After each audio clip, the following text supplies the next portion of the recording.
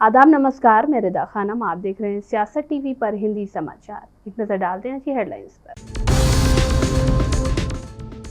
नालंदा के ध्वंस को याद कर बोले पीएम मोदी, कहा आग की लपटें ज्ञान नहीं मिटा सकती। हमारे 12 को मिली बड़ी राहत, बॉम्बे हाई कोर्ट ने फिल्म की रिलीज को दी मंजूरी। भाजपा में पहली बार हरियाणा के तीनों लालों के लाल बंसीलाल की बहू किरण चौधरी ने भी भाजपा का दामन थामा।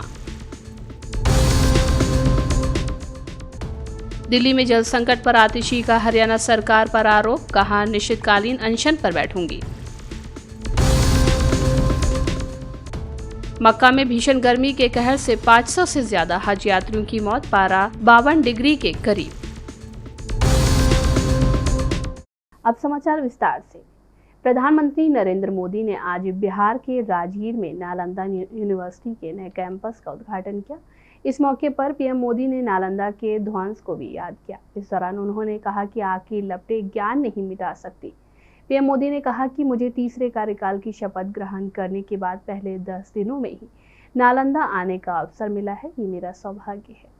मुझे तीसरे कार्यकाल की शपथ ग्रहण करने के बाद पहले 10 दिनों में ही नालंदा आने का अवसर मिला है।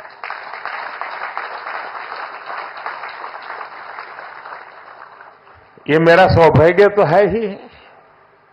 मैं इसे भारत की विकास यात्रा के एक शुभ संकेत के रूप में देखता हूं। नालंदा ये केवल नाम नहीं है। नालंदा एक पहचान है, एक सम्मान है। नालंदा एक मूल्य है, नालंदा एक मंत्र है, गौरव है, गाथा है। नालंदा है उद्घोष इस सत्य का कि आग की लपटों में पुस्तकें भले जल जाएं, लेकिन आग की लपटें ज्ञान को नहीं मिटा सकती। फिल्म हमारे 12 काफी समय से सुर्खियों में छाई हुई है। फिल्म पर एक विशेष धर्म की भावनाओं का अपमान करने का आरोप लगा था, जिसके चलते कोर्ट ने इसकी रिलीज पर रोक लगा दी थी। हालांकि अन्नू कपूर की इस फिल्म के कानूनी लड़ाई लड़ने के बाद अब बॉम्बे हाई कोर्ट से इसे क्लीन चिट मिल गई है। दरअसल कोर्ट ने फिल्म हमारे 12 को रिलीज करने की मंजूरी दे दी है। निर्माताओं ने फिल्म में कुछ बदलावों पर सहमति जताई है।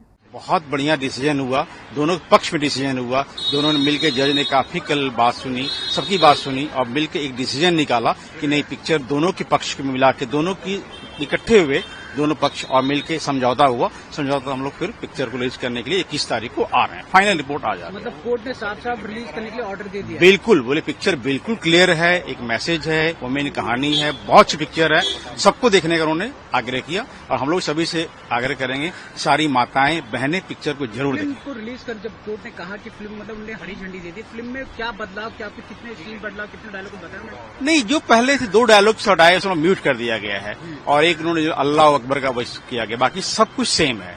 कोई हम लोग काफी खुश हैं, दोनों पक्ष खुश हैं। फाइनली सबका मेहनत रंग ला रहा है, रियली अच्छा है। हरियाणा के पूर्व मुख्यमंत्री बंसीलाल की बहू किरण चौधरी और उनकी बेटी व पूर्व सांसद श्रुति चौधरी अब भाजपा में शामिल हो गई हैं।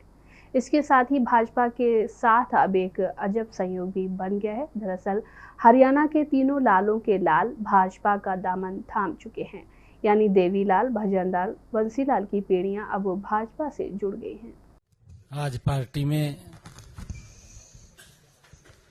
कांग्रेस की बहुत ही वरिष्ठ नेत्री और राजनीति में जिनका पूरा जीवन और परिवार का पूरा जीवन कांग्रेस को मजबूत करने में लगा है, आज किरण चौधरी जी ने और हमारी बिटिया श्रुति चौधरी जी ने भारतीय जनता पार्टी में शामिल होने का जो आज निर्णय किया, मैं पार्टी के अध्यक्ष होने के नाते भी श्रुति चौधरी जी का और किरण चौधरी जी का बहुत बहुत स्वागत और धन्यवाद करता हूं और एक विश्वास दिलाता हूं प्रदेश के मुखिया के नाते भी, पार्टी के मुखिया के नाते भी, कि किरण चौधरी जी और श्रुति चौधरी जी भारतीय जनता पार्टी एक परिवार के नाते हम मिलकर के हरियाणा को मजबूत करने के लिए काम करेंगे।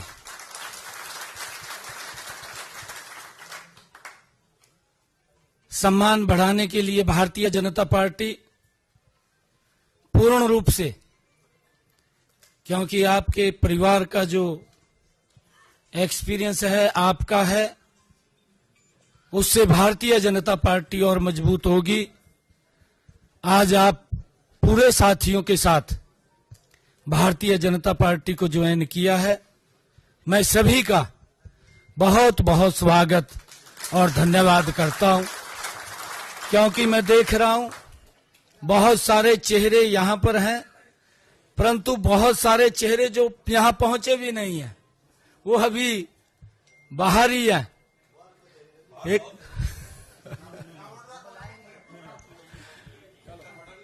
एक बड़ा कार्यक्रम श्रुति चौधरी जी और हमारे किरण चौधरी जी वो करेंगे और सभी को एक मंच के ऊपर ला करके भारतीय जनता पार्टी की सदस्यता भी हम ग्रहण करेंगे और हरियाणा को भी मजबूत करेंगे।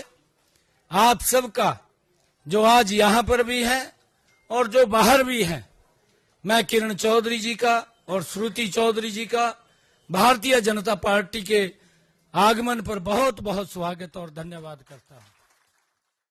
नीट परीक्षा मामले पर कांग्रेस सांसद गौरव गोगोई ने कहा कि सरकार अपनी लापरवाही छिपाने की कोशिश कर रही है। आज सुप्रीम कोर्ट ने भी इसका संज्ञान लिया है। देश की जनता ने इसका संज्ञान लिया है और कांग्रेस पार्टी व इंडिया गठबंधन 24 लाख बच्चों के भविष्य के साथ खिलवाड़ नहीं होने देगी। देखिए, सरकार अपनी लापरवाही छुपाने की कोशिश कर रही है। आज सुप्रीम कोर्ट ने भी इसका संज्ञान लिया है, देश की जनता ने इसका संज्ञान लिया है और 24 लाख बच्चों के भविष्य के साथ कांग्रेस पार्टी इंडिया अलायंस खिलवाड़ नहीं होने देगी। कांग्रेस नेता राहुल गांधी आज अपना 54वां जन्मदिन मना रहे हैं। राहुल ने कांग्रेस मुख्यालय में केक काटकर अपना जन्मदिन मनाया। इस मौके पर कांग्रेस अध्यक्ष मल्लिकार्जुन खड़गे, पार्टी महासचिव प्रियंका गांधी वाड्रा, केसी वेणुगोपाल, तरुण गोगोई और अन्य पार्टी नेता मौजूद रहे। मल्लिकार्जुन खड़गे ने राहुल गांधी का हाथ पकड़कर केक कटवाया। राहुल ने केक काटने के बाद अपने हाथों से खड़गे को खिलाया। कांग्रेस की तरफ से राहुल गांधी के बर्थडे सेलिब्रेशन का वीडियो शेयर किया गया है। इस वीडियो में जिस वक्त राहुल गांधी केक काट रहे हैं, उस वक्त पीछे सभी नेताओं को happy birthday dear Rahul Gandhi ji कहते हुए सुना जा सकता है। केक काटने के बाद उसका एक पीस खड़गे उठाते हैं और तुरंत राहुल को खिला देते हैं। फिर राहुल भी केक का एक टुकड़ा खड़गे को लेकर खिलाते हैं। वीडियो में आगे प्रियंका और राहुल एक दूसरे को केक खिलाते हुए देखे जा सकते हैं। कांग्रेस नेता प्रमोद तिवारी ने कहा कि कांग्रेस में हर कार्यकर्ता के लिए राहुल गांधी प्रधानमंत्री रहे हैं। हम सब चाहते हैं कि वे देश संभाले। वे एक महानायक के रूप में उभरे हैं और देश में आज कोई सर्वाधिक लोकप्रिय है तो वो राहुल गांधी है। देखिए, कांग्रेस में जन जन की इच्छा, हर कार्यकर्ता की है राहुल जी प्रधानमंत्री बने। हम सब चाहते हैं कि वो देश की बागडोर संभाले, परंतु ये तो निर्भर करता है राजनीतिक परिस्थितियों पे।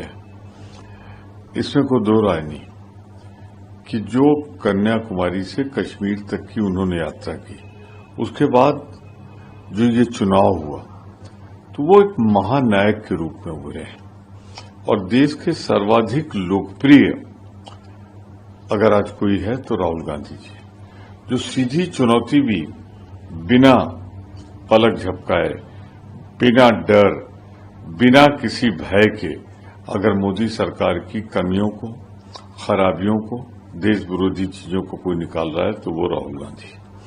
तो निश्चित रूप से, लेकिन ये निर्णय तो इंडिया गठबंधन ने तय किया कि सरकार बनाने की स्थिति में हम।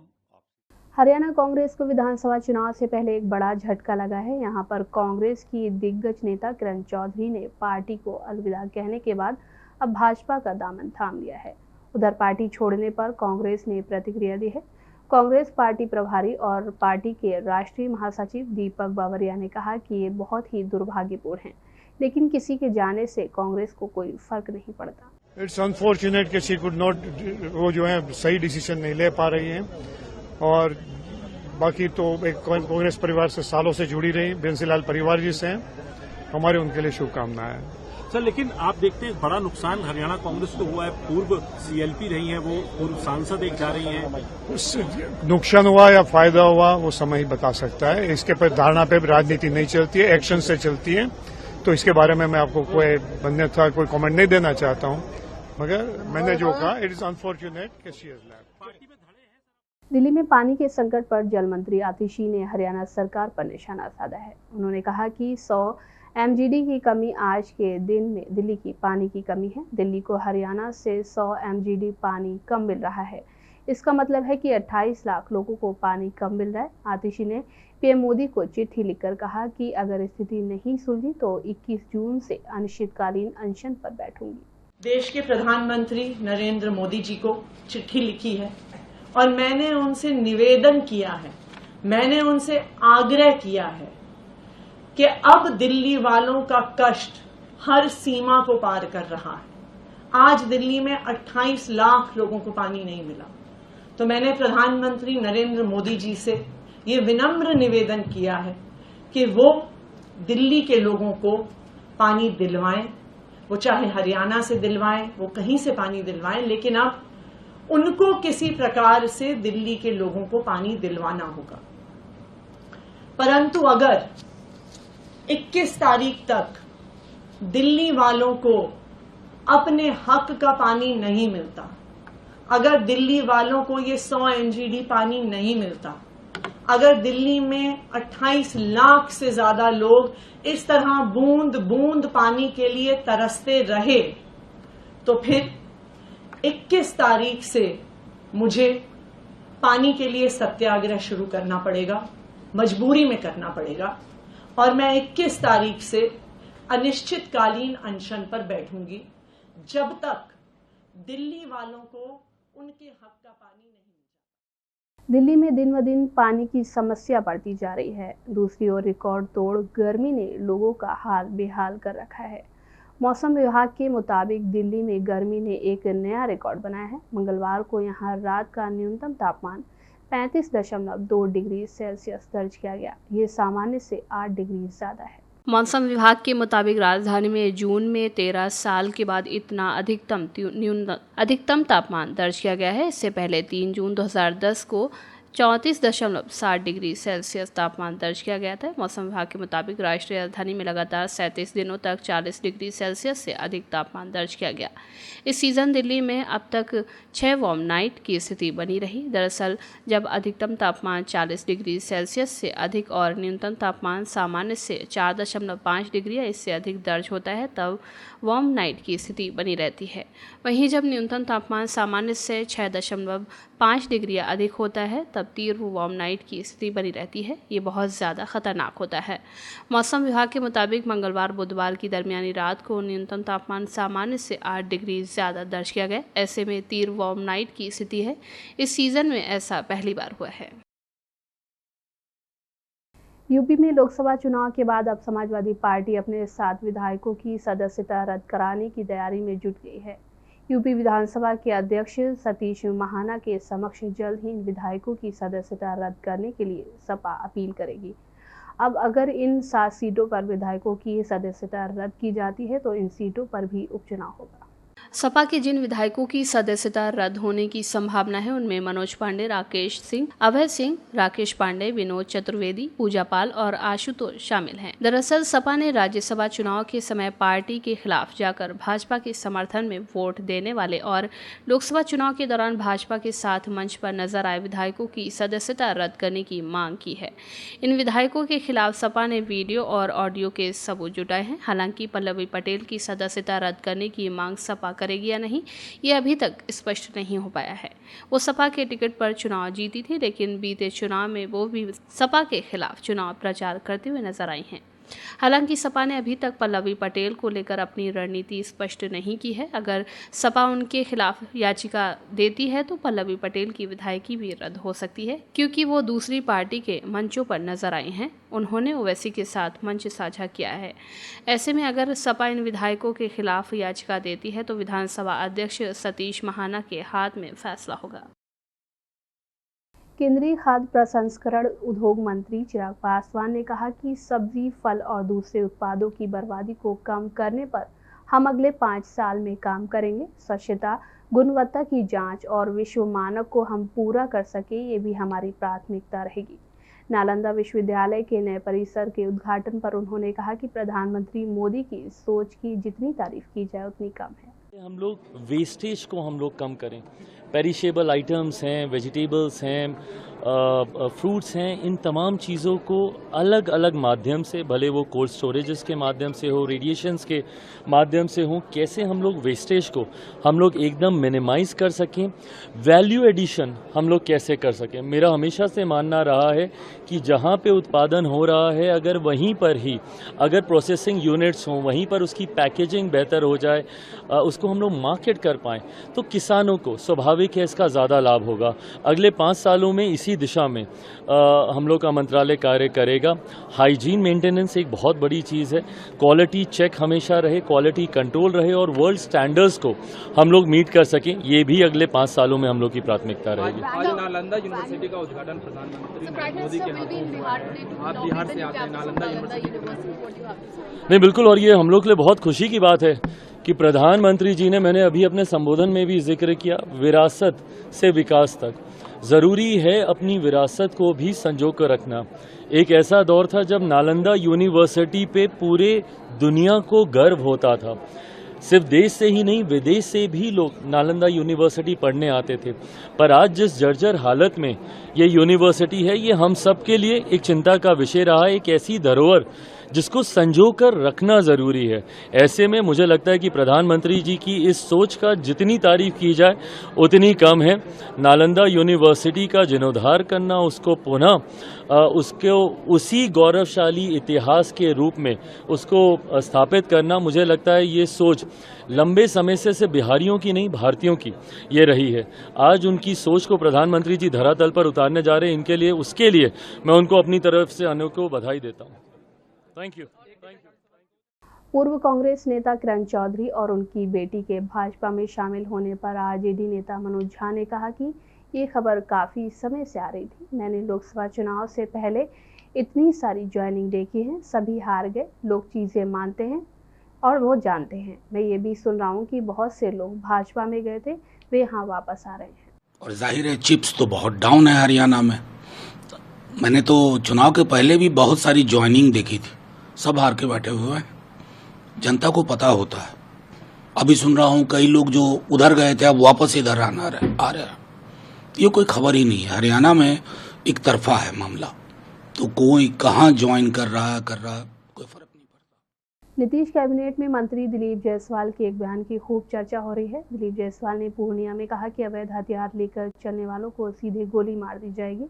बिहार सरकार की कैबिनेट ने फैसला लिया है कि एक एसआईटी का गठन किया गया है, जिसमें पुलिस को ऐसे अपराधियों को गोली मारने का आदेश दिया गया है। अब उनके बयान पर खूब चर्चा हो रही है। लेकिन बिहार सरकार ने फैसला लिया कि प्रत्येक जिला में एसआईटी का गठन होगा। अलग से पुलिस बल का गठन प्रत्येक जिला में हो रहा है और अवैध रूप से जो राइफल गोली लेकर चले छे बदमाश सब अपराधी सब सीधे गोली मारे के आदेश सरकार दे दिया है। कोई अपराधी अब नहीं बचेगा कहीं पर। जो गोली बंदूक लेके चलता है उस अपराधी को तमाम कर दिया जाएगा, समाप्त कर दिया जाएगा। ये फैसला अभी बिहार सरकार ने कैबिनेट में लिया है। इसलिए कोई देह हाथ चमकावे वाला का रुपौली अब नहीं घुसा देके छे। अवैध बंदूक गोली लेकर चले वाला के नहीं घुसा छे रुपौली। रुपौली में अगर राज होगा तो गरीब का राज होगा, गरीब का राज। इस साल भारत में भयंकर गर्मी का प्रकोप देखने को मिल रहा है। वहीं सऊदी अरब में भी गर्मी का कहर देखने को मिल रहा है। आलम यह है कि भीषण गर्मी के सितम के बीच हज के दौरान कम से कम 550 तीर्थ यात्रियों की मौत हुई है।